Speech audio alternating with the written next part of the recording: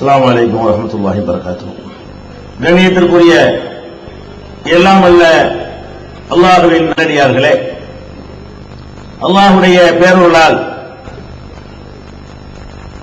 இந்திய திருநாட்டின் விடுதலைக்காக முஸ்லிம்கள் ஆற்றியுள்ள பங்குகளையும் அவர்கள் செய்துள்ள தியாகங்களையும் அறிந்து கொள்ள வேண்டும் என்பதற்காக நாம் எல்லாம் இங்கே திரளாக குழுமியிருக்கிறோம். நாட்டின் விடுதலைக்காக பாடுபட்டவர்களை, போராடியவர்களை மக்களுக்கு கொண்டு சென்று அவர்களை அறியச் செய்வது அரசாங்கத்தின் கடமையாக இருந்தாலும், கடந்த 58 ஆண்டுகளாக நம்மை ஆட்சி செய்யக்கூடியவர்கள் திட்டமிட்டு முஸ்லிம்கள் செய்த தியாகத்தை மாத்திரம் இருட்டடிப்பு செய்கிற காரணத்தினால் நாம் இந்த நாட்டு விடுதலைக்காக என்ன செய்தோம் என்பதை நமக்கு நாமே நினைவுபடுத்த வேண்டிய நிலைக்கு தள்ளப்பட்டிருக்கிறோம். மற்றவர்கள் செய்த அற்பமான தியாகங்கள் எல்லாம் தொலைக்காட்சி வழியாகவும் அரசாங்கத்திற்கு சொந்தமான வானொலிகள் வழியாகவும்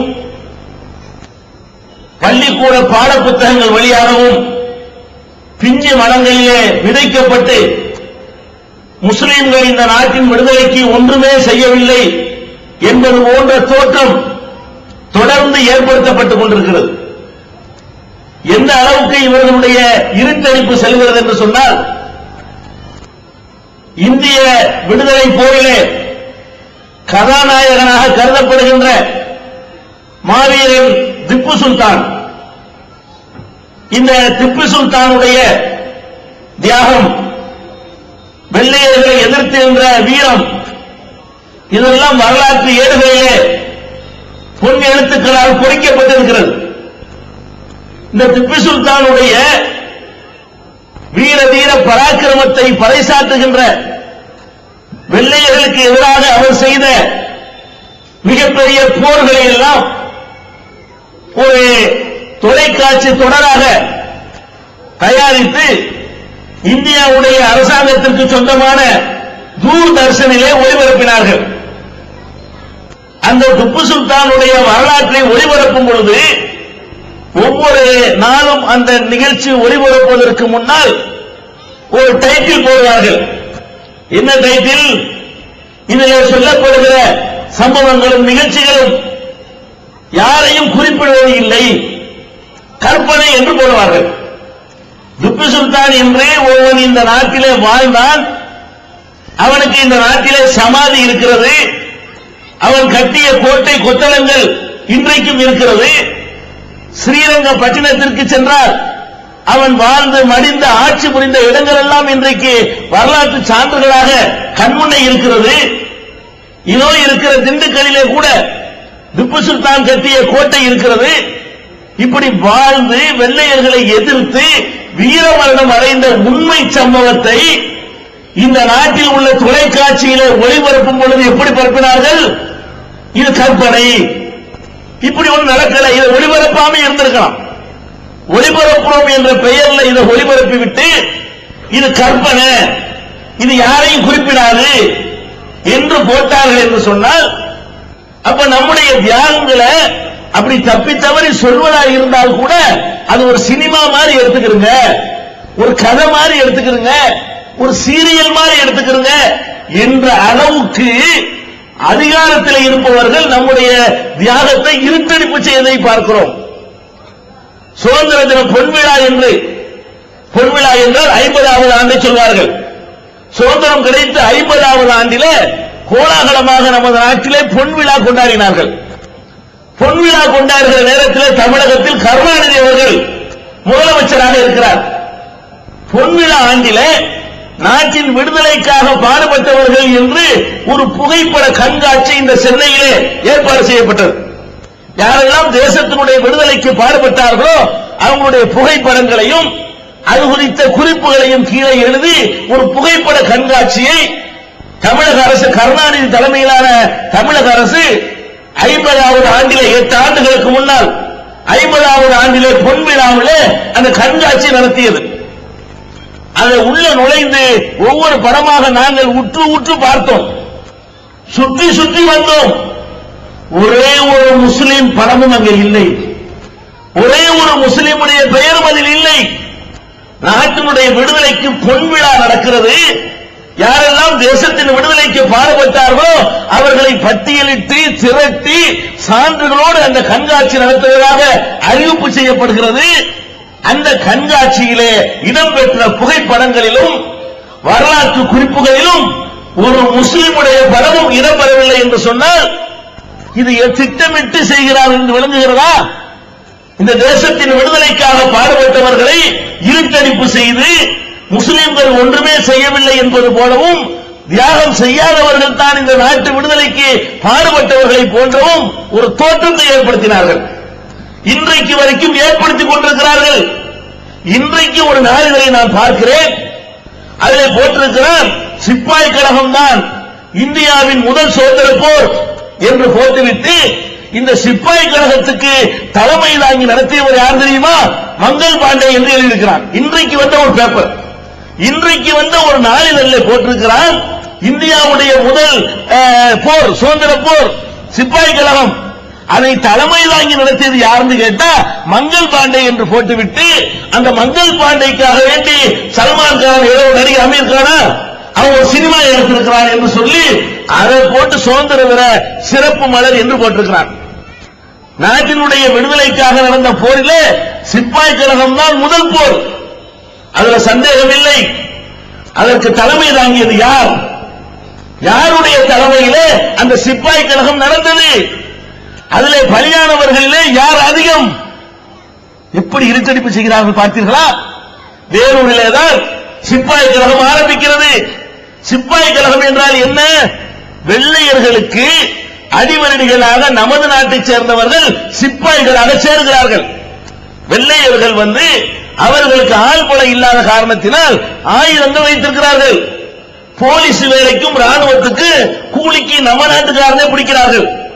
இப்படி சிப்பாய்களாக அவனிடத்தில் சேர்ந்தவர்களுக்கு பல வகையில அவர்களை வந்து இன்சல்ட் பண்ணுகிறார்கள் வெள்ளை ராணுவம். எந்த அளவுக்கு என்று சொன்னால் அவர்களுக்கு கொடுக்கப்படுகிற தோட்டாக்களிலே, துப்பாக்கி தோட்டாக்களிலே பன்றி கொழுப்பை தடவி, பன்றி கொழுப்பு தடவப்பட்ட தோட்டா என்று சொல்லி அதை கொடுத்து அதை கையாள சொல்லி உத்தரவு போடுகிறது வெள்ளை அரசு. முஸ்லிம்களுக்கு அது தடுக்கப்பட்ட பொருளாக இருப்பதால் வெள்ளையர்களை எதிர்த்து ராணுவமே கிளர்ச்சி செய்கிறது. வெள்ளையர்களை சேர்ந்த சிப்பாய்களை எதிர்த்து முதலாக வெள்ளைக்காரனை எதிர்த்து நடந்த யுத்தம் என்று சொன்னால் இதைத்தான் சொல்ல வேண்டும். அப்பதான் வெள்ளைக்காரனை எதிர்க்கணும் என்ற ஒரு உத்வேகம் மக்கள் மனங்களிலே ஏற்படுகிறது. இதற்கு தலைமை தாங்கி நடத்தியவர் யார்? மௌலவி அஹமதுல்லா ஷா. அவருடைய தலைமையில் தான் இந்த கலவரம் துவங்குகிறது. சிப்பாய்கள் கொல்லப்படுகிறார்கள், பீரங்கியிலே வைத்து அவர்கள் சுட்டு தள்ளப்படுகிறார்கள். இப்படி கொன்று குவிக்கப்பட்டவர்களிலே 90% பேர் முஸ்லிம்கள். 90% முஸ்லிம்கள் பலியான ஒரு சம்பவத்தை எப்படி திசை திருப்புகிறார்கள்? மங்கள் பாண்டே இதற்கு தலைமை தாங்கிறார் என்று வரலாற்றை தலைகீழாக புரட்டி பொய்யை சுதந்திர பொன் விழாவிலே, சுதந்திர தினத்திலே மக்கள் மத்தியிலே விலை பேசிக் கொண்டிருக்கிறார்கள். அப்ப இந்த நாட்டிலே முஸ்லிம்கள் எத்தகைய தியாகத்தை செய்திருக்கிறார்கள் என்பதை நாம தான் நமக்கு சொல்லிக் கொள்ள வேண்டிய நிலையில் இருக்கிறோம். நாம தான் மற்றவர்களுக்கு சொல்ல வேண்டிய நிலையில் இருக்கிறோம். இன்னும் சொல்ல போனால் இல்லஸ்டேட் வீக்லி என்ற பத்திரிகையிலே குஷ்வந்த் சிங் அவர்கள் ஆசிரியராக இருந்த பொழுது அழகாக எழுதினார், முஸ்லிம்கள் இந்த நாட்டில் சிறுபான்மையாக இருந்தாலும் தியாகத்திலே, உடலாலும் பொருளாலும் செய்த தியாகத்திலே, வெள்ளையர்களை விரட்டுவதற்கு செய்த தியாகத்திலே தங்கள் சதவிகிதத்திற்கும் மேல் அதிகமாக பங்களித்த சமுதாயம் முஸ்லிம் சமுதாயம். நாம் 20% இந்த நாட்டில் இருக்கிறோம் என்று சொன்னால் தியாகத்திலே 40% இருக்கிறோம். சிறுபான்மையாக இருக்கிற ஒரு சமுதாயம் அதனுடைய சதவீதத்துக்கு ஏற்பட்டால் தியாகத்தை செய்ய முடியும். ஆனால் முஸ்லிம்கள் எத்தகைய தியாகம் செய்தார்களாம்? நேர்மையான ஒரு எழுத்தாளர் என்று பெயர் பெற்ற குஷ்வந்த் சிங் எழுதுகிறார். அந்த காலத்தில் இல்லஸ்டேட் வீக்லிக்கு அவர்தான் ஆசிரியராக இருந்தார். அந்த பத்திரிகையில, அந்த வார பத்திரிகையில எழுதுகிறார், முஸ்லிம்கள் தங்கள் சதவிகிதத்திற்கும் அதிகமாக 100க்கு மற்றவர்கள் 100 பேருக்கு 40 பேர் தியாகம் செய்தார்கள் என்றால் முஸ்லிம்கள் 60 பேர் தியாகம் செய்கிறார்கள். இப்படி சதவிகிதத்தை தாண்டி தியாகம் செய்த சமுதாயமாக முஸ்லிம்கள் திகழ்கிறார்கள் என்று நற்சான்று வழங்குகிறார். இப்படி அங்கொன்றும் இங்கொன்றுமாக சில நல்லவர்கள் வழியாகத்தான் நம்முடைய தியாகங்கள் சொல்லப்படுகிறதே தவிர அரசு எந்திரங்கள் மூலமாக திட்டமிட்டு நம்ம ஏதோ வெளிநாட்டுக்காரரை போன்றும் உங்களுக்கு சுதந்திரத்துக்கு என்ன சம்பந்தம் இருக்கிறது என்பது போலவும் ஒரு தோற்றத்தை ஏற்படுத்துகிறார்கள். ஒன்றை நீங்கள் நன்றாக புரிந்து கொள்ள வேண்டும். ஒன்றை பெறுவதற்காக வேண்டி மீட்பதற்காக வேண்டி யார் தியாகம் செய்வார்கள் தெரியுமா? யார் அதை உருவாக்கினார்களோ, யார் இழந்தார்களோ, யார் பறிகொடுத்தார்களோ அவர்கள் தான் அதற்காக தியாகம் செய்வார்கள். இந்தியாவை பொறுத்தவரை மற்ற சமுதாய மக்கள் ஆட்சி அதிகாரத்தில் இருக்கவில்லை. இந்த ஏழை இந்தியாவிலே 80% இந்தியாவை உருவாக்கியவர்கள் முஸ்லிம்கள். உருவாக்கிய இந்த இந்தியாவை முஸ்லிம்களிடம் இருந்துதான் வெள்ளையர்கள் தட்டி பறிக்கிறார்கள். பறிகொடுத்தது முஸ்லிம்களாக இருந்த காரணத்தினால் நம்முடைய கையில் இருக்கும் போதுதானே இந்த ஆட்சி அவர்கள் கைக்கு போனது என்ற உத்வேகத்தின் காரணத்தினால் தான் மற்றவர்களை விட முஸ்லிம்கள் அதிகமாக தியாகம் செய்தார்கள். எப்படியெல்லாம் தியாகம் செய்தார்கள் என்று சொன்னால் நீங்க எல்லாம் பார்ப்பீர்கள். பள்ளிவாசல் இருக்கிறது முஸ்லிம்களுக்கு, கிறிஸ்தவர்களுக்கு சர்ச்சை இருக்கிறது, இந்துக்களுக்கு கோவில்கள் இருக்கின்றன, புத்தர்களுக்கு விகாரங்கள் இருக்கின்றன, சீக்கியர்களுக்கு குருத்துவாராக்கள் இருக்கின்றன. இப்படி பல்வேறு மதத்திற்கும் ஆலயங்கள் இருக்கின்றன. இந்த ஆலயங்கள் எல்லாம் எதற்கு பயன்படும்? வழிபாடு நடத்துவதற்குத்தான் பயன்படும். கோவிலிலே பூஜை தான் செய்வார்கள். அங்கே அரசியல் பேச மாட்டார்கள், நாட்டை பற்றி பேச மாட்டார்கள். சாமியிடத்திலே என்ன கோர வேண்டும் என்பதை மாத்திரம்தான் பேசுவார்கள். ஆனால் வெள்ளையர்கள் இந்த நாட்டை ஆட்சி செய்த பொழுது பள்ளிவாசலே சுதந்திர போராட்ட மேடையாக அமைத்த சமுதாயம் வழிபாட்டு தளத்தையே நாட்டின் விடுதலைக்குரிய தளமாக மாற்றிய சமுதாயம் முஸ்லிம் சமுதாயம். பள்ளிவாசலிலே வெள்ளிக்கிழமைகளிலே நடத்தப்படுகிற ஜும்மா உரைகளில் இந்த வெள்ளையர்களை எதிர்த்து நாம் போராடியாக வேண்டும், இவர்களை நாட்டை விட்டு விரட்ட வேண்டும், அது நம் மீது சுமத்தப்பட்ட மார்க்க கடமை என்றெல்லாம் நம்முடைய உலமாக்கள் மார்க்க அறிஞர்கள் அன்றைக்கு வீர முழக்கம் செய்தார்கள், உத்வேகத்தை ஏற்படுத்தினார்கள். எந்த அளவுக்கு உத்வேகத்தை ஏற்படுத்தினார்கள் தெரியுமா? நமக்கெல்லாம் சொன்னார்கள், நம்முடைய அப்பன் பாட்டன்மாருக்கு சொன்னார்கள், முஸ்லிம்களே நீங்கள் வெள்ளையர்களுடைய உடையை அணியாதீர்கள். வெள்ளையர்களுடைய உடைய பேண்ட் உங்களுக்கு எல்லாம் தெரியும். ஒரு 20 வருஷத்துக்கு முன்னாடி எல்லாம் முஸ்லிம்கள் பேண்ட் போடவே மாட்டார்கள். ஏன் போட மாட்டார்கள்? அன்றைக்கு வெள்ளையர்களை எதிர்ப்பதற்காக வேண்டி வெள்ளையருடைய உடை நமக்கு ஹராம், வெள்ளைக்காரன் போடுற டிரெஸ் நீ போடாதே, அப்பத்தான் நமக்கு வெறுப்பு வருமா? வெள்ளைக்காரன் மேல அப்பதான் நமக்கு கோபம் வருமா? கோபம் வந்தா தான் நம்ம ஆயுதம் தூக்கி போராடுவோமா? அதுக்காக வேண்டி நம்முடைய முன்னோர்கள் என்ன செஞ்சாங்க? வெள்ளையர்களுடைய உடை பேண்ட் அணிவது ஹராம் என்று சொன்னார்கள். அதே போல இங்க உள்ளவர்கள் எல்லாம் கிருதா வைத்துக் கொண்டிருந்தார்கள். அங்க வெள்ளைக்காரன கிராப் போட்டுக்கிட்டு வந்தான். ஆரம்பத்தில் கிராப் ஹராம் என்று சொன்னார்கள். வெள்ளைக்காரன் கிராப் போட்டின காரணத்தினால கிராப் போட்டாதீங்க என்று சொன்னார்கள். அதே மாதிரி வெள்ளையர்களுடைய மொழி ஆங்கிலம், ஆங்கிலம் படிக்காதீங்க. இந்த வெள்ளைக்காரனுக்கு எதிராக இங்க பள்ளிவாசல்ல அல்லாஹ்வை தொழுகிற பள்ளிவாசல்களிலே தொழுகை நேரம் போக மற்ற நேரங்களை எல்லாம் எதற்கு பயன்படுத்தினோம் முஸ்லிம்கள்? வெள்ளையனுடைய மொழியை சீண்டாதே, வெள்ளையனுடைய உடையை அணியாதே, வெள்ளையனுடைய கோலத்தை நீ கொள்ளாதே என்று பிரச்சாரம் செய்து முஸ்லிம்களுக்கு வெறி ஊட்டினார்கள். அந்த வெறியின் விளைவாகத்தான் குஷ்வந்த் சிங் சொன்னார்ல, அதாவது சதவீதத்திற்கு மேல் முஸ்லிம்கள் தியாகம் செய்தார்கள் என்று. அது ஏற்பட்டதுக்கு என்ன காரணம்? நமக்கு மார்க்க ரீதியாகவே நமக்கு உத்வேகத்தை நம்முடைய முன்னோர்கள் ஊட்டினார்கள். மத ரீதியாகவே வெள்ளையர்களை எதிர்ப்பது கடமை என்று நமக்கு சொன்னார்கள். அந்த உத்வேகத்தின் அடிப்படையில் தான் வெள்ளையர்களை எதிர்ப்பது நம்முடைய மார்க்க கடமை. மற்றவங்க எல்லாம் மார்க்க கடமை நினைக்கல, வெள்ளையர்களை எதிர்ப்பது மார்க்க கடமை என்று நினைத்த ஒரு சமுதாயம் முஸ்லிம் சமுதாயம். ஏன் இப்படி எல்லாம் நம்ம ஆளானோம்? என்று கேட்டால் இந்த நாட்டை உண்டாக்குறது நம்ம. எதனால முஸ்லிம்கள் அப்படி வீறு கொண்டு எழுந்தார்கள் என்று சொன்னா, இப்ப நம்ம இந்தியாங்கிறோம்ல, இன்னைக்கு 110 கோடி மக்கள் நெருங்கி விட்டோம்.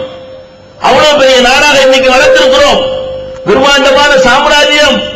உலக மக்கள் தொகையில 6இல் 1 அல்லது 5இல் 1 என்று சொல்லுகிற அளவுக்கு பெரிய மனித வளம் கொண்ட நாடாக இன்றைக்கு இருக்கிறோம். கொஞ்சம் நீங்கள் முன்னோக்கி செல்லுங்கள், பின்னோக்கி சென்று பாருங்கள். இப்படித்தான் இந்தியா கடந்த காலத்தில் இருந்ததா? இவ்வளவு பெரிய சாம்ராஜ்யமாகத்தான் இந்தியா இருந்ததா? இன்னைக்கு இந்தியாவுடைய பிரதமர் என்று வாஜ்பாய், மன்மோகன் சிங் அனுபவிக்கிறார்களே, இந்த இந்தியா எப்படி உருவானது? இந்த இந்தியா உருவாவதற்கான வரலாற்று பின்னணி என்ன? நீங்கள் எல்லாம் பள்ளிக்கூடத்தில் படித்திருப்பீர்கள். பாடல் பாடத்தில் உங்களுக்கு சொல்லித் தருவார்கள். தமிழகத்தை ஆண்ட மன்னர்கள் என்று போட்டு சேர நாடுன்னு ஒண்ணு, சோழ நாடுன்னு ஒண்ணு, பாண்டிய நாடுன்னு ஒண்ணு, அதுக்கப்புறம் நாயக்கர் ராஜ்யம்னு ஒண்ணு, அதுக்கப்புறம் புதுக்கோட்டை சமஸ்தானம் ஒண்ணு, அதுக்கப்புறம் திருமலை நாயக்கர்னு ஒண்ணு. இப்படியாக பாத்தீங்கன்னு சொன்னா பல்லவன் ஒரு பக்கம், பல்லவ சாம்ராஜ்யம், அங்க கொங்கு நாட்டு தங்கம், இப்படி எல்லாம் என்ன செய்யலாம். நம்ம ஒரு தமிழ்நாடுங்கிற ஒரு மாநிலம் 100 நாடா இருந்துச்சு. தமிழ்நாடு இருக்க இன்னைக்கு ஒரு நாடா கூட இல்ல. இந்தியாவுடைய எத்தனை மாநிலங்களில் ஒரு மாநிலமா இருக்கிறது. முஸ்லிம்கள் இந்த நாட்டிலே ஆட்சியை பிடிக்க வந்தார்கள் சொல்றீங்களே, அவர்கள் இந்த நாட்டிற்கு வரக்கூடிய நேரத்திலே எப்படி இருந்தது தெரியுமா?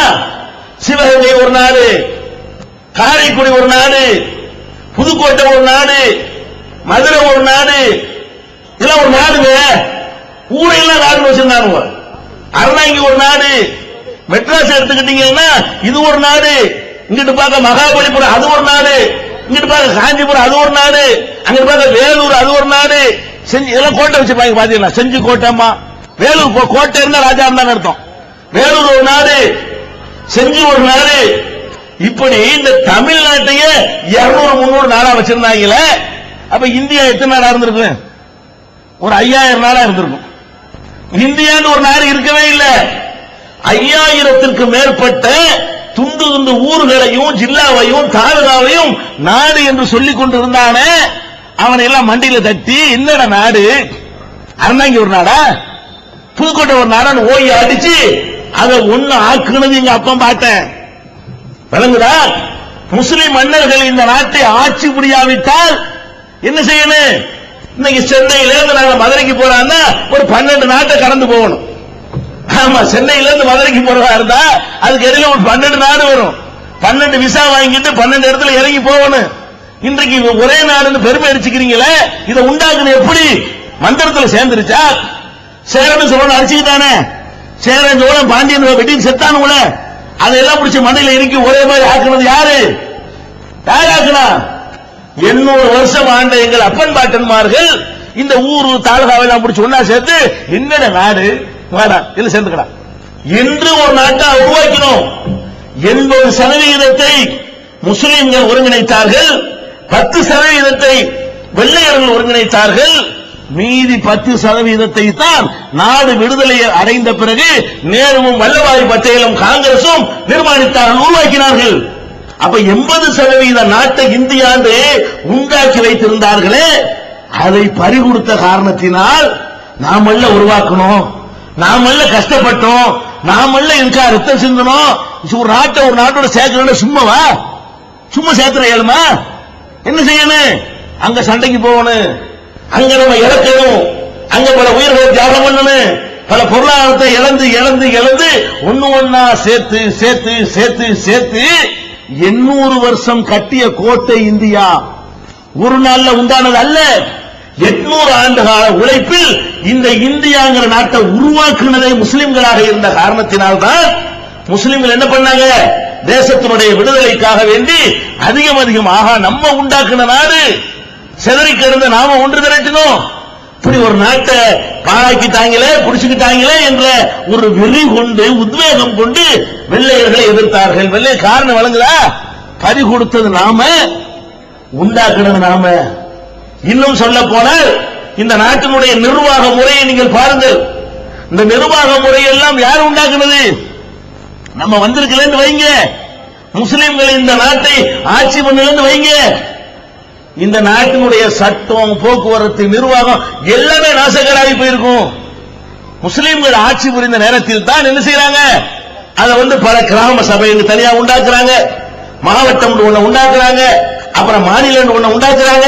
இதெல்லாம் அந்த காலத்தில் சொல்லுவாங்க. எப்படி பஞ்சாயத்து, பஞ்சாயத்து இப்ப மாத்திட்டாங்க. இப்ப நகரம், நகர சபை அல்லது ஊராட்சி, பேரூராட்சி, சீரூராட்சின்னு மாத்திட்டாங்க. இப்ப கொஞ்ச நாளைக்கு முன்னாடி வரைக்கும் என்ன பேரு, பஞ்சாயத்து. பஞ்சாயத்துனா என்ன? கொஞ்ச நாளைக்கு முன்னாடி வரைக்கும் என்ன பேரு, பஞ்சாயத்து. பஞ்சாயத்துனா என்ன? 5 ஆயத்துகள், 5 நிர்வாகிகள் அங்க உட்கார்ந்து டெல்லியில உட்கார்ந்து ஆள முடியாதுங்கிறதுக்காக கிராமங்களில் இருந்து கிராமங்களை சேர்ந்த 5 நிர்வாகிகளை தேர்ந்தெடுத்து உள்ளூர் நிர்வாகத்துக்கு தனி அமைப்பு உருவாக்கி காட்டியது யாரு? முஸ்லிம் மன்னர்கள். அந்த செட்டப் இருந்ததுனாலதான் இன்னைக்கு நிர்வாகம் நீங்க ஈஸியா பண்ணிட்டு இருக்கீங்க. இல்லாட்டி குழாயில தண்ணி வரலங்கிறதுக்கெல்லாம் ஜெயலலிதா போய் தலையிட முடியுமா? அந்த ஊர்ல பஞ்சாயத்து கூட பாத்துக்கிறேன் அப்படிங்கிற முறையை சொல்லி தந்தது யாரு? அதை உண்டாக்கிட்டு போனது யாரு? மாவட்டங்கிறீங்களே, அந்த காலத்துல ஜில்லான்னு தான் சொல்லிட்டு இருந்தான். ஜில்லாங்கிறது அரபி வார்த்தை, அவன் உண்டாக்குற வார்த்தை. இப்ப மாவட்டம், வட்டம் போட்டு பெரிய வட்டம் ஆக்கிட்டான். மாவட்டம், இந்த மாவட்டம் நீ இப்ப பேரை மாத்திக்கிட்டாலே இந்த செட்டப்பை உண்டாக்குனது யாரு? இப்படி இந்த நாட்டை ஒண்ணு சேர்த்தது நாம, உருவாக்குறது நாம. சட்டம்டா என்ன, நீதிண்டா என்ன, நிர்வாகம்டா என்னன்னு தெரியாமல் ஒரு காட்டுமிராண்டித்தனமாக நடந்து கொண்டிருந்த சின்ன சின்ன சிற்றரசர்களையும் குட்டி மன்னர்களையும் சமஸ்தானங்களையும் மண்டையில தட்டி அவர்களுக்கு சரியான முறையில நீதி பரிபாலனத்தை கற்றுக் கொடுத்தது யார்? இன்றைக்கு கூட நீங்கள் பார்க்கலாம், நீதிமன்றத்திலே பயன்படுத்தப்படுகிற ஏராளமான சொற்கள் முஸ்லிம்கள் வழங்கிய சொற்களாக இருக்கிறது. இன்றைக்கு கூட கோர்ட்டுக்கு போனால் வக்கீல் என்று சொல்கிறீர்கள். இப்ப வழக்கறிஞர் நீ மாத்தலாம், நீ என்னத்தை மாத்தினால் வக்கீல் மாறாது. வக்கீல் சொல்றீங்க, வக்கீல்ங்கிற அரபி வார்த்தை. முஸ்லிம் மன்னர்கள் தான் ஒருவன் நேரடியாக தன்னுடைய வழக்கை வாதிட முடியாது, ஏமாந்து போய்விடுவான். சட்டம் தெரிந்தவர்களை வைத்து வாதிட வேண்டும் என்று ஒரு வக்கீல். முன்சிப் கோர்ட் என்று சொல்கிறீர்களே, முன்சிப் என்றால் என்ன? அது அரபு சொல்லி நீதிமான், நீதி வழங்கக்கூடியவர் அப்படின்னு அர்த்தம். ஜாமீன் கொடுத்தார்கள் சொன்னீங்களே, ஜாமீன்கிற வார்த்தை என்ன? அரபி வார்த்தை. முஸ்லிம் மன்னர்கள் தான் இந்த செட்டப்பையே உண்டாக்குறான். கோர்ட்ல போய் இன்னைக்கு அந்த சட்டத்தின்படிதான் நீங்க எல்லாத்தையும் நடத்திக்கிட்டு இருக்கிறீங்க. ஜாமீன்ங்கிறீங்க, ஒருத்தன் ஆஜருங்கிறது அரபி வார்த்தை. நீதிமன்றத்தில் ஆஜராகவில்லை அப்படிங்கிறான். ஆஜர்னா என்ன? அது அரபு சொல்லி. ஆஜராவல்ல வருகை தருவது, ஆஜராவல. அதுக்காக என்ன செய்வோம்? வாயிதா வாங்குறோமா? வாயிதா அரபி வார்த்தை. நீ ஆஜருங்கிறது அரபி. வாயிதா வாங்க, வாயிதாக்கு தமிழ்ல எடுத்து காட்டு பார்ப்போம், இந்தியில எடுத்து காட்டு பார்ப்போம், ஆங்கிலத்தில் அர்த்தம் சொல்லி பார்ப்போம். கிடையாது. ஆஜருங்கிறது அரபி, வாயிதா அரபி, வக்கீல் அரபி, ரத்துங்கிறது அரபி, மாமூலுங்கிறது அரபி, மகசூலுங்கிறது அரபி. இந்த மெத்தேடை எல்லாம் உனக்கு சொல்லித் தந்தது, வார்த்தைகள் வரைக்கும் சொல்லித் தந்தது யாரு என்று கேட்டால், இஸ்லாம் கற்றுத்தந்த அந்த நெறியை இந்த நாட்டு மக்களுக்கு கற்றுத்தந்தவர்கள் முஸ்லிம்கள். இந்த 800 வருஷம் அவன் ஆட்சி செய்யவில்லை என்று சொன்னால் எப்படி நீதி செலுத்துவது என்பதே தெரியாமல் இந்த நாடு தடுமாறிக் கொண்டிருக்கும். வெள்ளையனே எங்கிருந்துதான் கற்றுக்கொண்டான். 200 வருஷம் ஆட்சி பண்ணானே, நம்ம செட்டப் எதையாவது மாத்த முடிஞ்ச அவனால? அழகான செட்டப்படா, சூப்பர் செட்டப் பண்ணிட்டாங்க. அதை இன்னைக்கு தங்கத்தையும் வெள்ளியை நாணயமா பயன்படுத்தினிய, நோட்டு புழக்கத்தை தோல்ல நாணயத்தை அடிச்சு விட்டவன் யாரு? எவனை கோமாளி நீ கேலி பண்ணி கொண்டிருக்கிறாயோ, கருணாநிதி வரைக்கும் இதை கேலி பண்றாங்க. துக்குலக்கு தர்பாரம் அடைய, அந்த துக்குலக்குன்னு ஒருத்தன் உனக்கு கிடைச்சிருக்காட்டி தங்க காசும் வெள்ளி காசையும் வச்சுக்கிட்டு விளையாண்டுகிட்டு தூக்கிட்டு போகலாமா?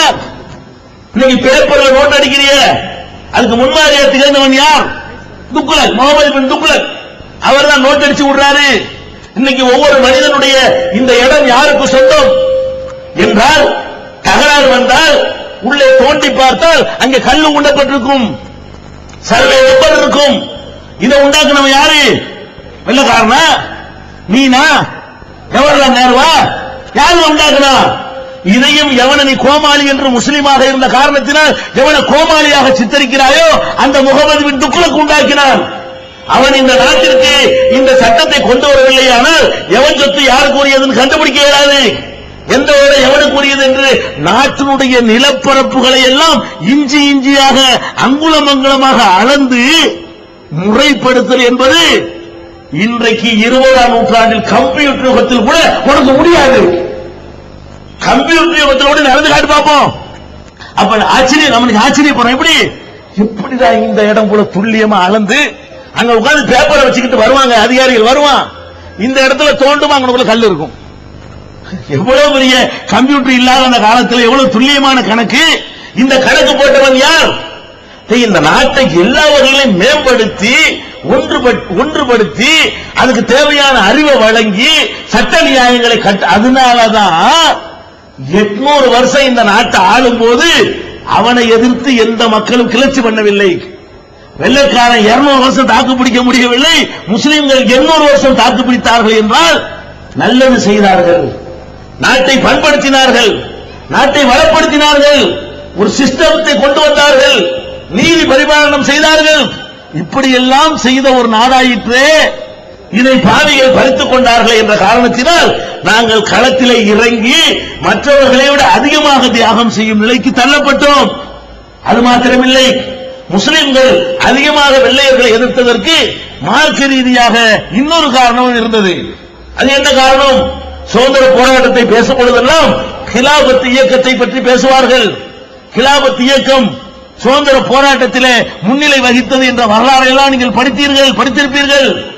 அது என்ன கிலாபத் இயக்கம் என்றால், ஒரு காலத்து வரைக்கும் உலக முஸ்லிம்களுக்கு என்று ஒரு தலைமை இருந்தது. உலக முஸ்லிம்களுக்கெல்லாம் சவுதி அரேபியாவோ அல்லது பல பகுதிகளோ தலைமையாக இருந்தது.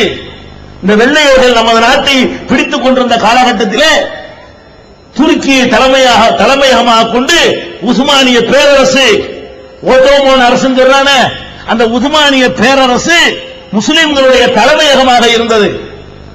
அதனால துருக்கிக்காரன் போட்ட தொப்பையெல்லாம் நம்ம தொப்பி போட்டு இருக்கிறோம். நம்மளுக்கு துருக்கன்னு பேர் வந்து அதனாலதான். திக்கை வணங்கும் துருக்கருங்கிற, நம்ம திக்கையெல்லாம் வணங்கல. இந்த துருக்கருங்கிற சொல்லு நமக்கு வந்ததுக்கு காரணம் என்னன்னு சொன்னா, உலக முஸ்லிம்களுக்கெல்லாம் ஒரு தலைமைத்துவம் ஒரு காலத்தில் இருந்தது. கடைசியாக அந்த தலைமை எங்கே இருந்தது என்றால் துருக்கியிலே உஸ்மானிய பேரரசு கையிலே இருந்தது.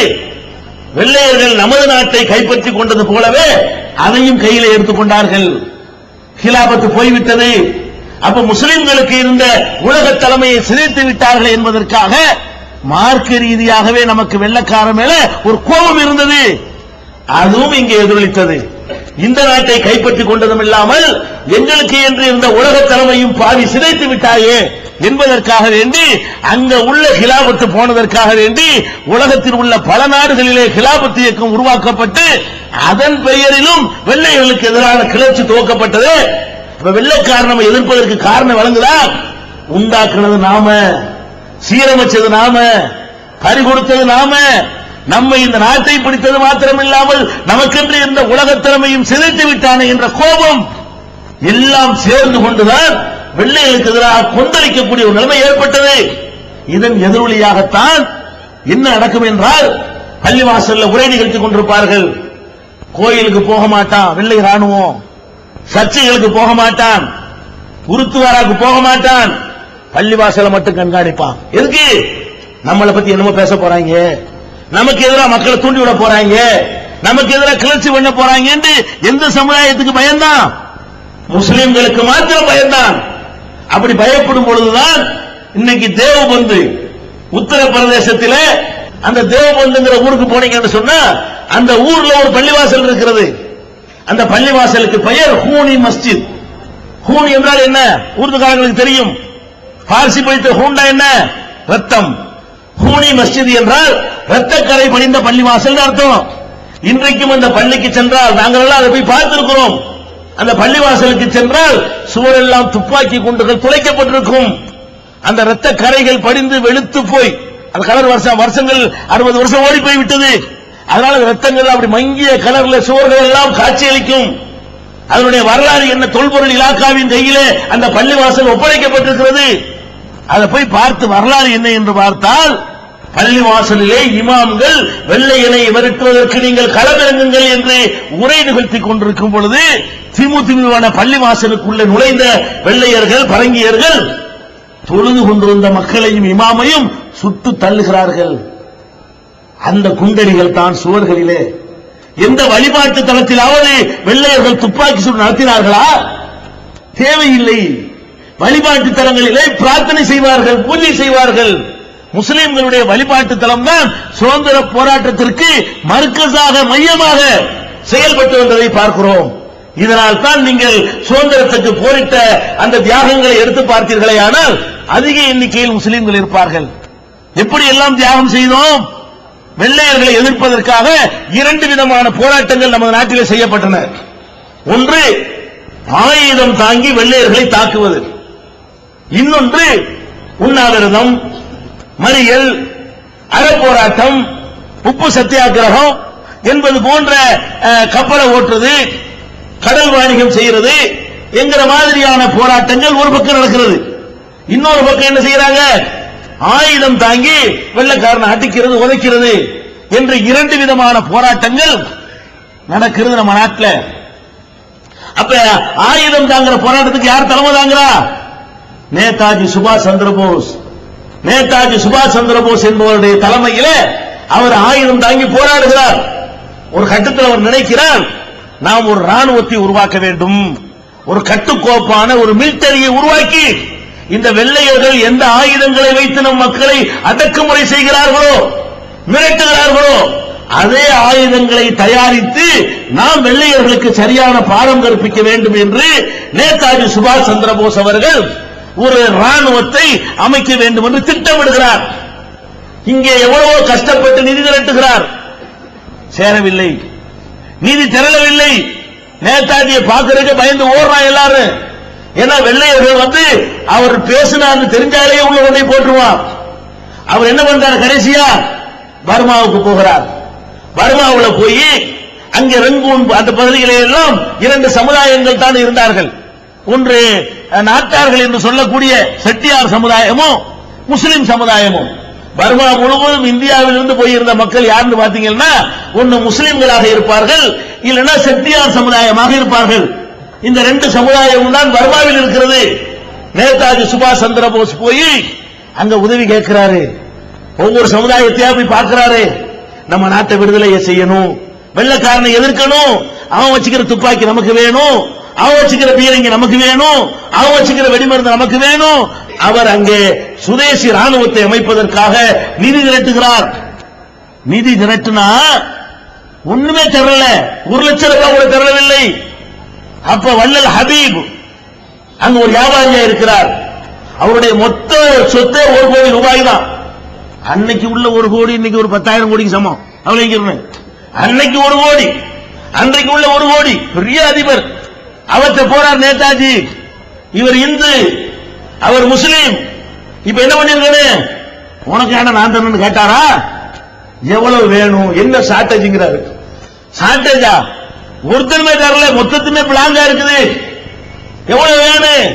1 கோடி ரூபாய். மொத்தம் 1 கோடி ரூபாயும் கொடுத்தவன் யாரு? வள்ளல் ஹபீப் கொடுத்தானே.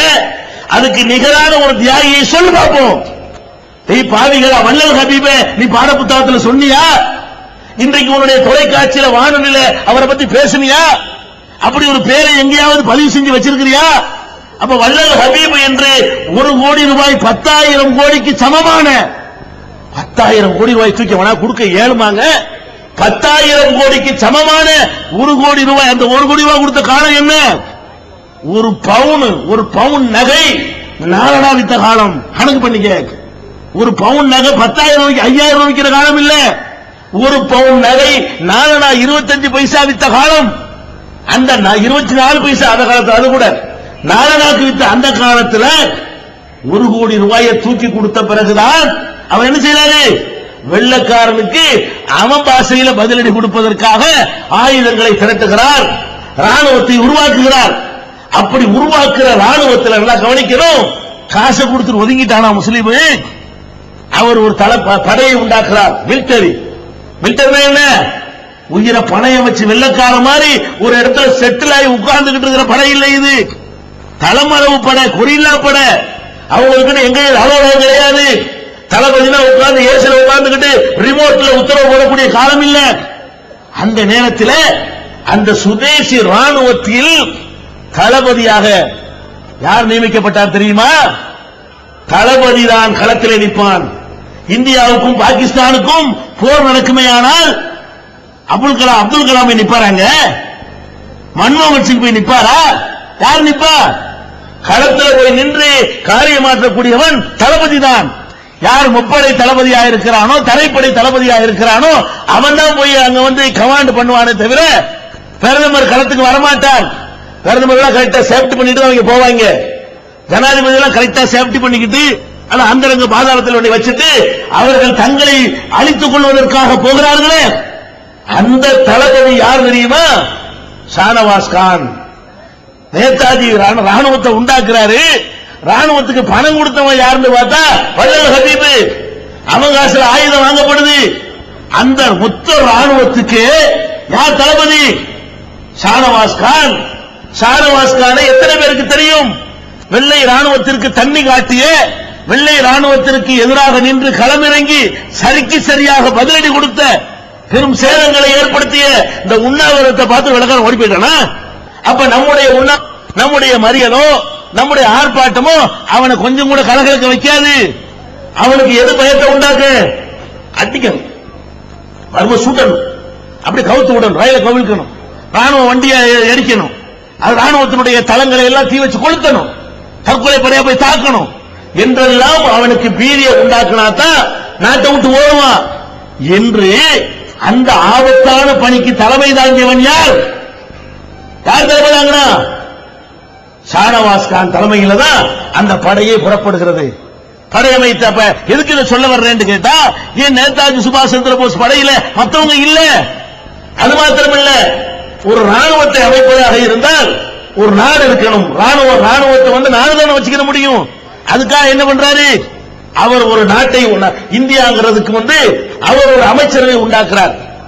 அவர் ஒரு அமைச்சரவை உண்டாக்கி 20 பேர் கொண்ட மந்திரி சபை உண்டாக்குகிறார். அப்பதான் ராணுவத்தை உண்டாக்க முடியும். அது தான் பிரதமர் என்று அறிவித்துக் கொள்கிறார். அந்த அவர் பிரதமராக இருந்த 20 பேர் கொண்ட அந்த அமைச்சரவையில 5 முஸ்லிம்கள், 20 மந்திரிகளை அவர் நியமிக்கிறார். 20 மந்திரிகள் எத்தனை பேர் முஸ்லிம்? நம்ம இளையாங்குடியை சேர்ந்த கரீம் கனி உட்பட. அந்த கரீம் கனியை கூட நாட்டை விட்டு விரட்டியவர்கள் இவர்கள் துரோகிகள். விடுதலை பெற்றவுடனே அவன் சொந்த நாட்டிற்கு வர முடியாமல் அவன் வெள்ளையர்கள் போட்ட வாரண்டை அவர் ரீகால் பண்ணி கொடுக்காமல் பாகிஸ்தானில் போய் சாக வைத்தவர்கள் தான் இந்த நாட்டினுடைய பதவிகளை அனுபவித்துக் கொண்டிருக்கிறார்கள். அந்த அறிஞர் கரீம் கனியையும் சேர்த்து 5 அமைச்சர்கள். இன்னைக்கு என்னடான்னு 5 20 கஞ்சி என்ன கணக்கு? 20 அமைச்சர்கள்ல 5 அமைச்சர் முஸ்லீம். எத்தனை? 25%. இன்னைக்கு 26 மந்திரிகள் கோழி முட்டை. தமிழ்நாட்டில் 26 மந்திரி இருக்கிறான், முஸ்லீம் எத்தனை? முடிஞ்சு வச்சா? அவன் நேதாஜி 20 மந்திரில 5 முஸ்லீமை கொடுத்தாங்க. அவனுக்கு தெரியும் இவன் தான் தியாகம், இவன் தான் தேசத்துக்கு விடுதலைக்கு பாடுபடுவான். வெள்ளையர்களை எதிர்த்து ஆயுதம் தூக்கின ஒரு சமுதாயம் என்னமோ தேசத்துக்கு அப்பாற்பட்டவர்களை போன்றும் தியாகத்திற்கும் அவர்களுக்கும் சம்பந்தம் இல்லை என்பதை போன்றும் சித்தரிக்கப்பட்டிருக்கிற காட்சியை பார்க்கிறோம். இந்த மாதிரியான போராட்டத்திலையும் அவர்கள் தான் முன்னாடி, முஸ்லிம்கள் தான் முன்னாடி நின்றார்கள். அடுத்து ஜனநாயக ரீதியான போராட்டம், உண்ணாவிரதம், மறியல், ஆர்ப்பாட்டம், இது ஒரு பக்கம் நடக்கிறது. இது யார் செய்கிறா? காங்கிரஸ் தலைமையிலே. காந்தி வழிகாட்டினாலும் காங்கிரஸ் இந்த போராட்டத்திற்கு தலைமை எடுத்து செல்கிறது. அந்த காலத்தில் இந்த ஜனநாயக போராட்டம் பாருங்க, இதுவும் ஆபத்தானது. ஏன்? உண்ணாவிரதம் இருந்தீங்கன்னு வைங்க, கள்ளுக்கடை மறியல் பண்ணீங்கன்னு வைங்க, 1 வருஷம் கடுங்காவல் கொடுத்துருவான். நம்ம நாட்டில் இப்ப ஜனநாயக நாட்டில் காலையில் கூட சாயந்தரம் விடுறானே, அதெல்லாம் நடக்காது. அந்த காலத்தில் ஜனநாயக அடிப்படையிலான நம்மை நாமே வருத்திக் கொள்ளக்கூடிய அகிம்சை முறையிலான போராட்டமாக இருந்தாலும் அதுக்கு பெரிய விலை கொடுக்க வேண்டிய நிலைமை. அந்த நெருக்கடியான காலத்திலே காங்கிரசுக்கு தலைவராக இருந்தவர் யார்? ரொம்ப பக்குவமா அனுப்பிச்சிருக்காங்க பாருங்க. யுத்தத்துக்கு அனுப்புறதுக்கு ஷானவாஸுக்கு அனுப்பி விட்டாங்க. ஆனா ஜனநாயக ரீதியான போராட்டம், மறியல, உண்ணாவிரதம் இருக்க அது காங்கிரஸ் நடத்துதுல. காங்கிரசுக்கு அப்ப தலைவர் யாரு? யாருங்க? மௌலானா அபுல் கலாம் ஆசாத். அபுல் கலாம் ஆசாத் அவர்கள் தான் காங்கிரசுக்கு தலைவர். எப்ப வெள்ளக்கார நாட்டை விட்டு போற வரைக்கும் அவரு. ஏண்டா தியாகம் செய்ய நாங்க அனுபவிக்க நீயா? சிந்திச்சு பார்த்தீர்களா? அந்த காங்கிரசுக்கு அன்னைக்கு தலைமை தாங்கிறது சின்ன விஷயம் கிடையாது. ஒரு மிகப்பெரிய சூரியன் அஸ்தமிக்காத சாம்ராஜ்யம் என்று சொல்லப்படக்கூடிய உலகத்தினுடைய பாதியை தன் கையில வைத்திருந்த மிகப்பெரிய வல்லரசு, உலகத்திலே ஒரே வல்லரசாக இருந்த அந்த வல்லரசை எதிர்க்கிற களத்தில் இறங்குவதாக இருந்தால் சாதாரண மேற்று கிடையாது. அந்த நேரத்தில் காங்கிரசுக்கு தலைமை தாங்கியவன் யார் என்று பார்த்தால் அபுல் கலாம் வச்சுட்டானுவோ. உள்ள பொருளுக்கு நீ போ, கடிகடிக்கு நீ போ, அடி வாங்குறதுக்கு நீ போ, கடுங்காவலுக்கு நீ போ என்று அவர்கள் அவனுடைய சுமத்திவிட்டு நாடு விடுதலை வாயை கொஞ்சம் ஒதுக்கிறீங்களான்ட்டான். அந்த காங்கிரசுக்கு அன்னைக்கு தலைமை தாங்கிறது சின்ன விஷயம் கிடையாது. ஒரு மிகப்பெரிய சூரியன் அஸ்தமிக்காத சாம்ராஜ்யம் என்று சொல்லப்படக்கூடிய உலகத்தினுடைய பாதையை தன் கையில வைத்திருந்த மிகப்பெரிய வல்லரசு, உலகத்திலே ஒரே வல்லரசாக இருந்த அந்த வல்லரசை எதிர்க்கிற களத்தில் இறங்குவதாக இருந்தால் சாதாரண மேற்று கிடையாது. அந்த நேரத்தில் காங்கிரசுக்கு தலைமை தாங்கியவன் யார் என்று பார்த்தால் அபுல் கலாம் வச்சுட்டானுவோ. உள்ள பொருளுக்கு நீ போ, கடிகடிக்கு நீ போ, அடி வாங்குறதுக்கு நீ போ, கடுங்காவலுக்கு நீ போ என்று அவர்கள் அவனுடைய சுமத்திவிட்டு நாடு விடுதலை வாயை கொஞ்சம் ஒதுக்கிறீங்களான்ட்டான். அந்த நொந்து போய் ஒரு புஸ்தகம் எழுதி வச்சு என் மரணத்திற்கு பிறகு 30 ஆண்டுகளுக்கு பிறகுதான் இதை ஓபன் பண்ணணும்னு புதைச்சு வச்சுட்டு போயிட்டார். பொன்விழா ஆண்டில் தான் அதை ஓபன் பண்ணணும். பொன்விழா ஆண்டுல 8 வருஷத்துக்கு முன்னாடி எடுத்தாங்க. உள்ள எடுத்தா கண்ணீர் வடிக்கிற அளவுக்கு எழுதி வச்சிருக்கிறார். இவர்கள் செய்த துரோகம், இஸ்லாமியர்களுடைய தியாகத்தை இருட்டடிப்பு செய்தது, எல்லாத்தையுமே கருவேப்பிலைகளாக பயன்படுத்திக் கொண்டது. அந்த நேரத்திலே புஸ்தகத்தை வெளியிட்டு இருந்தான்னு வைங்க, காந்திக்கு ஏற்பட்டது அவருக்கு ஏற்பட்டு சுடுதல் இருப்பாங்க. அதுக்காக என்ன பண்ணிவிட்டாரு, எல்லாத்தையும் மனக்குமுறலாம் எழுதி அதை புதைச்சி வச்சுட்டு இதை 30 ஆண்டுக்கு பிறகு எடுத்து பாருங்க போயிட்டாரு. போய் எடுத்து பார்த்தா வருது வண்டவானம், இவங்க இவ்வளவு அயோக்கியத்தனம் பண்ணாங்க அம்பலப்படுத்துறார். அப்ப ஜனநாயக போராட்டத்தை எடுத்துக்கொண்டாலும் முன்னாடி இருந்த ஆளுக்கு யாரு, நாங்க நின்றுக்கிறோம். இன்னும் சொல்ல போனால் சில சம்பவங்களை சொன்னால் உங்களுக்கு புரியும். கப்பல் ஓட்டிய தமிழன் உதாரணத்துக்கு சொல்றேன். இன்னைக்கு படம் போடுவாங்க, சுதந்திர தினம் வந்துட்டா கப்பல் ஓட்டிய தமிழன் ஒரு படத்தை போட்டு விட்டுருவாங்க.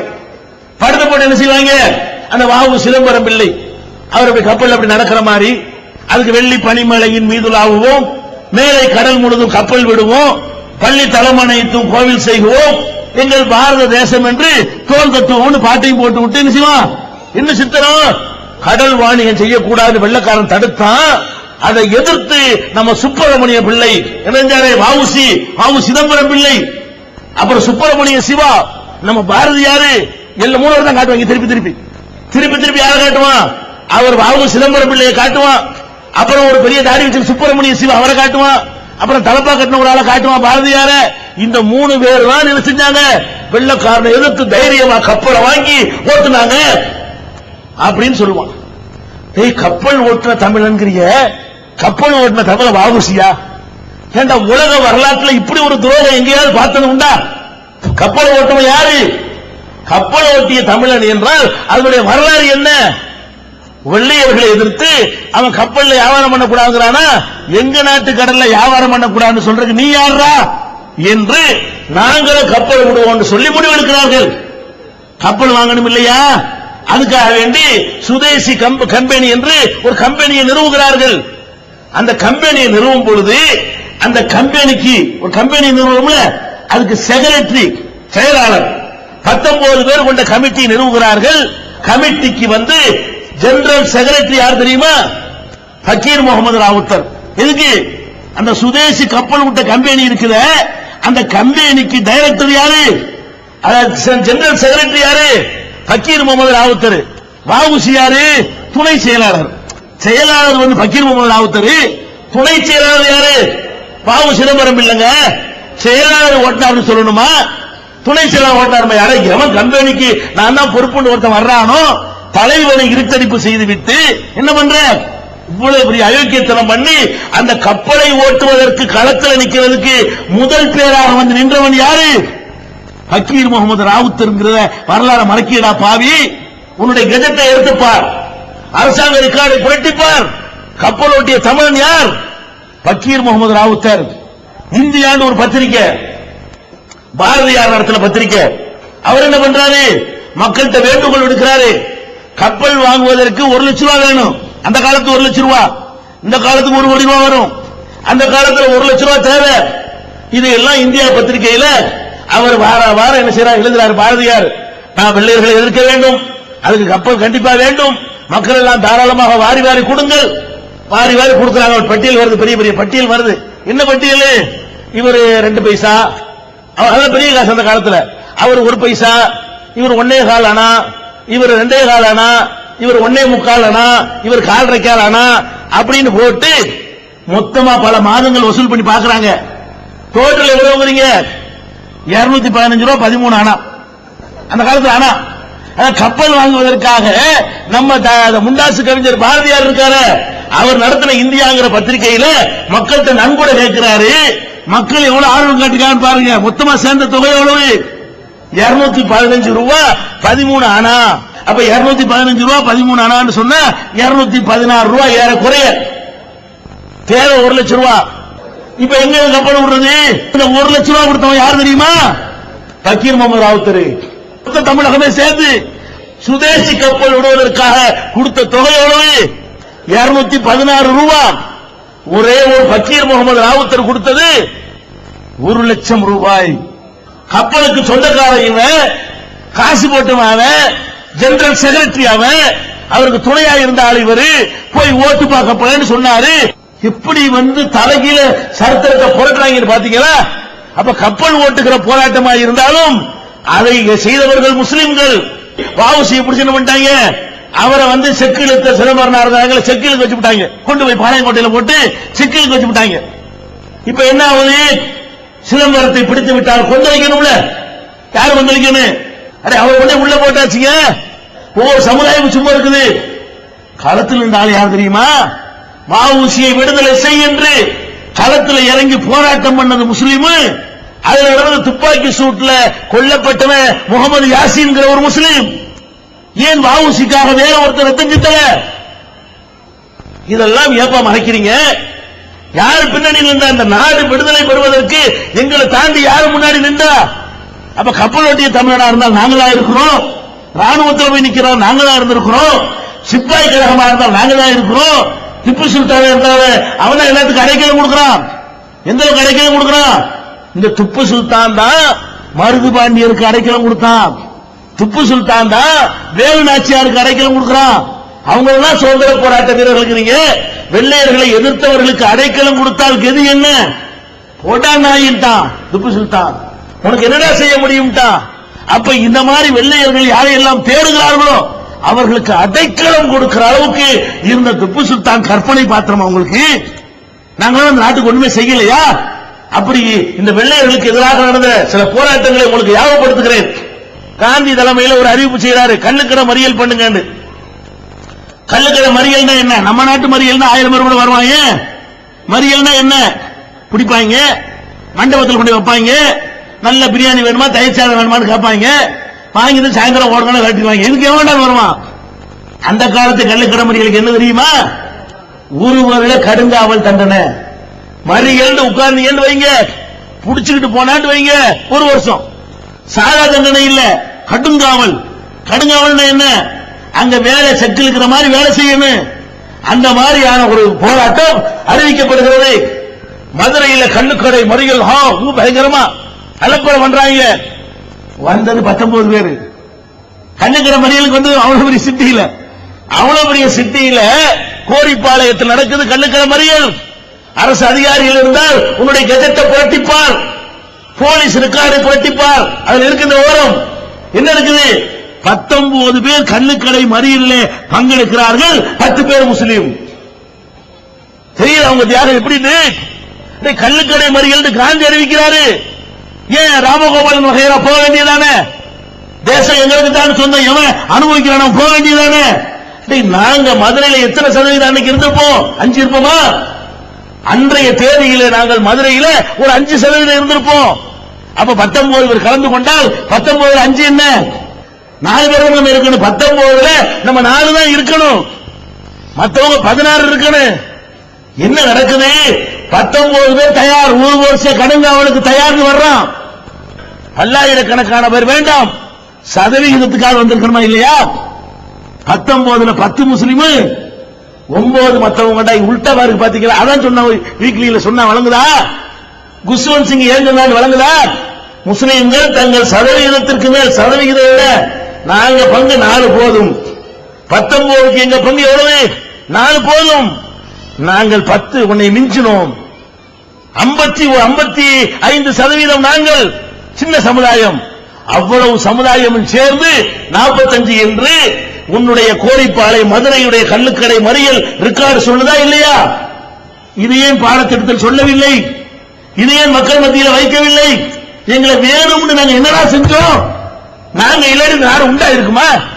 வெள்ளக்காரன் போயிருப்பானா? நாங்க இந்த மாதிரி அதிரடியான வேலைகள் செஞ்ச காரணத்தினால இந்த வேலையெல்லாம் நடந்திருக்கிறது. இதையெல்லாம் நம்ம பார்க்க வேண்டும். அதே மாதிரி பள்ளிக்கூடத்தில் மறவாமல் என்ன செய்வாங்க? கொடி காத்த குமரன், யூனியன் ஜாக்குடைய கொடிதான் பறக்க வேண்டும் என்று உத்தரவு போட்டிருந்தார்கள். வேற எந்த கொடி வைத்திருக்க கூடாது என்று. அன்றைய தேசிய கொடியை கையில எடுத்து சென்றாலேயே 7 மாதம் கடுங்காவல், 1 வருடம் கடுங்காவல், 6 மாதம் கடுங்காவல் என்று உத்தரவு போடப்படுகிறது. இப்படி உத்தரவு போட்டதுல எவனும் கொடி பிடிக்க பயப்படுறான். ஒரு அமைப்புடைய கொடியை தூக்கிட்டு போனா உள்ள விட்டு தள்ளிடுவாங்க. தேசிய கொடியை தூக்க முடியல. கொடிப்போர் அறிவிக்கும் பொழுது ஒரே ஒரு திருப்பூர் குமரன் மாத்திரம்தான் முஸ்லிம் அல்லாத சமுதாயத்தை சேர்ந்தவன் கொடி பிடித்தான். தைரியமாக பிடித்தான். மொத்தம் இந்த கொடிப்போர்ல சிறைக்கு சென்றவர்கள் எடுத்துக்கிட்டீங்கன்னா திண்டுக்கல் மொய்தீன் கான், நம்ம சென்னையை சேர்ந்த 2 பேர், அப்துல் லத்தீப் ஒண்ணு, சென்னையை சேர்ந்த அக்பர் அலின்னு ஒண்ணு. இந்த 3 பேரும் கொடி பிடித்ததற்காக வேண்டி 1 வருடம் கடுங்காவல் தண்டனை அனுபவித்தார்கள். 3 ஆயிடுச்சா? அதே மாதிரி மறுபடியும் அது அப்துல் லத்தீபும் ஒரு அப்துல் ரஹீம் 2வது தடவை கொடி பிடிக்கிறார்கள். 7 மாதம் சிறை தண்டனை. 5 பேர் பிடிச்சிட்டாங்களா? மறுபடியும் கொடி பிடிக்க வேண்டி மதுரை பாபு சாஹிப், சென்னை சேக்கு பாபா சாஹிப் 6 மாசம் கடுங்காவல். அதை கொடி பிடித்ததற்காக வேண்டி சிறைச்சாலையை தமிழகத்தில் முத்தமிட்டவர்கள் முஸ்லிம்கள் 7, மற்றவங்க 1. கொடி பிடிச்சதுக்காக வேண்டி ஜெயிலுக்கு போனது, கடுங்காவலி சுமந்து கொண்டதுல நாங்க 7, மற்ற எல்லாரும் சேர்ந்து 1. அந்த 1 சொல்லும் போது எங்க 7 சொல்லக்கூடாதா? நான் குமரனுடைய தியாகத்தை குறைக்கல.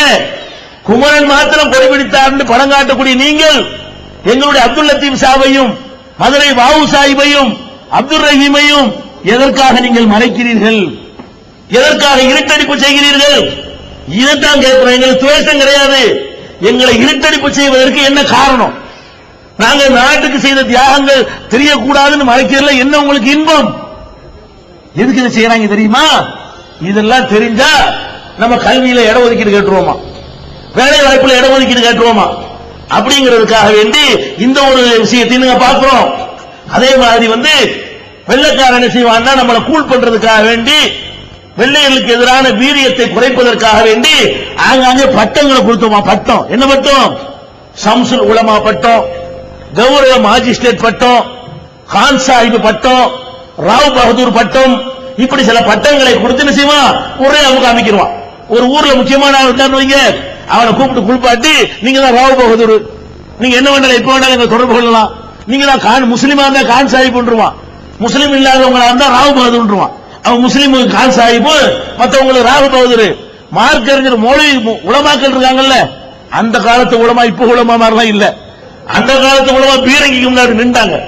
அப்படி நின்றவர்களுக்கு ஆகா இவர்கள் உலமாக்கள் தான் சுதந்திர போரை தூண்டி விடுகிறார்கள் என்பதற்காக வேண்டி உலமாக்களை எல்லாம் கூப்பிட்டு ஷம்சுல் உலமான்னு பட்டம் கொடுக்கிறான். ஷம்சுல் உலமான்னா என்ன? உலமாக்களுக்கு சூரியன், ஷம்சுல சூரியன். அப்ப ஷம்சுல் உலமான்னா உலமாக்களுக்கு மதகுருமார்களுக்கெல்லாம் இவர் சூரியன் அப்படின்னு பட்டம் கொடுத்தான். உடனே அறிவிப்பு வருகிறது, காந்தி அறிவிக்கிறாரு, ஒவ்வொரு தலைவர்கள் அறிவிக்கிறார்கள், பட்டங்களை துறங்கள். எல்லா 4-5 கான் சாஹிபை தவிர நாட்டில் உள்ள முஸ்லிம்கள் அத்தனை பேரும் கான் சாஹிப் என்ற பட்டத்தை துறந்தார்கள். கான் சாஹிப் என்ன தெரியுமா? அன்னைக்கு சென்னைக்கு நான் தான் கான் சாஹிப் வச்சுக்கிறேன். சென்னையில நான் நினைத்ததை செய்யலாம். உடனே வெள்ளைத்துறையை எனக்கு பார்க்க முடியும், பேச்சுவார்த்தை நடத்த முடியும், எனக்கு வேண்டிய காரியத்தை சாதித்துக் கொள்ள முடியும். யாரைய பிடிச்சுக்கிட்டு போனால் அவர்களை கொண்டாந்து என்னால ஸ்டேஷன்ல இருந்து வெளியே கூட்டிட்டு வர முடியும். அறிவிக்கப்படாத ஒரு தலைவர் அர்த்தம் கான் சாஹிப் பட்டம். அதை ராவ் பகதூர் எல்லாரும் பிடித்துக் கொண்டிருந்த நேரத்தில் கான் சாஹிப் பட்டத்தை தூக்கி இருந்தவர்கள், ஷம்சுல் உலமா பட்டத்தை தூக்கி இருந்தவர்கள். உங்களுக்கு எல்லாம் தெரியும், தாவூத் ஷா என்று ஒருத்தர் இருந்தார். அவர் மாஜிஸ்ட்ரேட்டா இருந்தாரு. பிளஸ் அவருக்கு ஷம்சுல் உலமா பட்டம் இருந்தது. தூக்கி கடாசி விட்டு வெள்ளையர்களை எதிர்ப்பதற்காக தாருல் இஸ்லாம் என்று ஒரு பத்திரிகை நடத்தினார். நல்ல எழுத்தாளர், மார்க்க அறிஞராக இருந்தார். அவர் தூக்கி எறிஞ்சிட்டு வெளியே வந்தார். இப்படிப்பட்ட வரலாறுகள் எல்லாம் மற்ற சமுதாயம் என்ன பண்ணாங்க, நம்ம எல்லாம் வேணான்னு வரும்பொழுது அதுல இறுக்கமா பிடித்துக் கொண்டார்கள். அந்த பதவிகளில் உட்கார்ந்து கொண்டு எந்த அளவுக்கு நம்ம சாட்சாத் நாட்டை ஆண்டுட்டு போயிட்டார் வாஜ்பாய். இன்னும் என்ன பண்ணிவிட்டாரு, ஏதோ ஒரு போராட்டத்தில் ஈடுபட்டாங்க என்று வேடிக்கை பார்க்க போயிருக்கிறார். என்னன்னு சொல்லி அவரையும் கேஸ்ல சேர்த்து விட்டாங்க வெள்ளக்காரங்க. ஏதோ ஒரு மறியல் போராட்டம் நடந்திருக்கு, அது போய் வேடிக்கை பார்க்க போயிட்டாருங்க. இவரு போராட்டத்தில் கலந்துக்கிறதுக்கு போகல, புடிச்சிட்டு போயிட்டாங்க. வெள்ளக்காரன் கடிதம் எழுதுறார், எப்படி நான் வேடிக்கை பார்க்கத்தான் வந்தேன், நமக்கு இதுக்கு சம்பந்தமே இல்லை, என்னை ரிலீஸ் பண்ணு. சிரிக்க சொல்ல, அரசாங்க ரெக்கார்டு ஆவணம் இருக்கிறது, எல்லாம் ப்ரூஃப் இருக்கு, ஆதாரம் இருக்கிறது. அப்ப வாஜ்பாய் அந்த மாதிரி எழுதி கொடுத்துட்டு வெளியே வந்தாரு. அவர்கள் எல்லாம் நாட்டை ஆள்றான், எழுதி கொடுத்துட்டு வர்றான். இங்க என்ன செய்யறோம், பதவிகளை தூக்கி எறிகிறோம், பட்டங்களை தூக்கி எறிகிறோம். அது மாத்திரமில்ல, முஸ்லிம்கள் ஒரு முடிவெடுக்கிறார்கள், எல்லாரும் தான் எடுத்தார்கள். என்ன எடுக்கிறாங்க, ஆங்கிலம் படிக்கிற ஹராம், எல்லாரும் கல்லூரி விட்டு வெளியே வா. நமக்கு உத்தரவு போடுறாங்க யாரு, நம்முடைய மதகுருமார்கள் உத்தரவு போடுகிறார்கள். நம்மை வழிநடத்தி, அன்றைக்கு வழிநடத்தி சென்ற முகமது அலி ஷவுகத் அலி சகோதரர்கள், அலி சகோதரர் சொல்லப்படக்கூடிய முகமது அலி ஷவுகத் அலி என்ற அலி சகோதரர்களும், காயிதே ஆஜம் சொல்லக்கூடிய ஜின்னா அவர்களும் எல்லாரும் சேர்ந்து கொண்டு உத்தரவு போடுறாங்க. என்னது, படிக்காதே, வெள்ளைக்காரன் படிப்பு படிக்காதே. நல்லா படிச்சுட்டு இருந்தான், நம்மால் தான் நல்ல முன்னணியில் இருந்தான் படிப்புல எல்லாம். அதனால சார் சையத் அகமது கான் போன்றவர்கள், அலி சகோதரர்கள், ஜின்னாவுக்கு நிகரா நீதிமன்றத்தில் வாழக்கூடிய ஒரு பாரட்ல யாருமே இருந்ததில்லை. அப்படி எல்லாம் படித்தவர்கள் நிறைந்த ஒரு சமுதாயம் நாட்டு விடுதலைக்காக படிக்க வேண்டாம் என்று தலைவர்கள் உத்தரவு போட்ட உடனே படிப்பை பாதியில விட்டுட்டு ஓடி வந்தோம். காகிதம் இல்லத்து கூட இப்படி வந்தாளுங்க. காகிதம் இல்லத்துங்கிறம அவர் பிஏ படிப்புல சேர்ந்திருக்கிறாரு, எல்லாம் படிப்பு விட்டு வா ஹராம் உடையன்ட்டார். அதனாலதான் உன் அப்பம் படிக்கல, நீனும் படிக்கல. விளங்குதா, நம்ம ஏன் படிக்க வேண்டும் விளங்குதா? எங்க அப்பா எங்க தாப்பனார் படிச்ச என்னை படிக்க வச்சிருப்பார்ல, என்னையும் படிக்க வைக்கல, அவர் படிக்கல. அவர் ஏன் படிக்கல, தேசத்துக்கு படிக்காத, வெள்ளக்காரன் படிக்காத, வெள்ளக்காரன் படிப்பு இப்படி சொல்லிவிட்டாங்களா? 50 வருஷம் பின்னுக்கு நின்று இருக்கிறோம். 50 வருஷம் பின்தங்கி இருக்கிற காரணம் என்ன? தேசம் விடுதலை பெறுவதற்காக வேண்டி, வெள்ளையர்களை மீது வெறுப்பு உண்டாக்குவதற்காக வேண்டி நம்ம ஆங்கிலம் படிக்க வேணாம் என்று சொல்லி கல்விக்கூடங்களை உதறிவிட்டு வந்தோம். அதனுடைய வெளிப்பாடு என்ன? இன்றைக்கு அரசாங்கத்தில் ஐஏஎஸ் ஐபிஎஸ் அதிகாரிகள் எடுத்துக்கொண்டால், அரசாங்கத்தில் உத்தியோகம் பார்க்க எடுத்துக்கொண்டால் எவ்வளவு இருக்கிறீங்க? நீங்க நாட்டில் இருக்கிறது 20, நீங்க இந்தியாவில் இருக்கிறது எவ்வளவு? 110 கோடி பேர் இருந்தீர்களே, ஆனால் 22 கோடி முஸ்லீம் இருக்கிறீர்கள். இந்த நாட்டிலே உலகத்திலேயே முஸ்லீம்கள் அதிகமாக வாழ்கிற நாடு நம்முடைய இந்தியா. பாகிஸ்தானை விட முஸ்லீம்கள் இங்கே அதிகம்.